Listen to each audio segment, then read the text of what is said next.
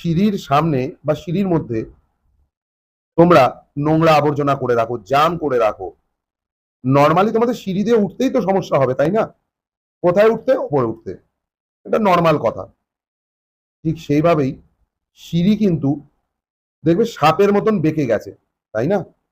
সিঁড়িকে কিন্তু অ্যাস্ট্রোলজিক্যাল ভাষায় এবং বাস্তুর ভাষায় কেতু হিসেবে দেখা হয়। বাথরুম এবং সোশ্যাল মিডিয়াকে যদি আমরা রাহুর সাথে তুলনা করি, সিঁড়িকেও কিন্তু আমরা কেতুর সাথে তুলনা করি। তো কেতু কিন্তু হলো আধ্যাত্মিক প্ল্যানেট। তো সেই কেতুর অবস্থানকে বা কেতুর জায়গায় যদি আমরা নোংরা আবর্জনা করে রাখি, ভারী বস্তু কিছু রেখে দিই, তো একটা আধ্যাত্মিক প্ল্যানেট তাকে কিন্তু আমরা চোটগ্রস্ত করছি। তো সে আমাদের জীবনের উন্নতির পথেও কিন্তু চোট দিয়ে দেবে। তাই বন্ধুরা, সিঁড়িতে কখনোই কিন্তু কোনো রকম ভারী বস্তু, নোংরা আবর্জনা স্তূপ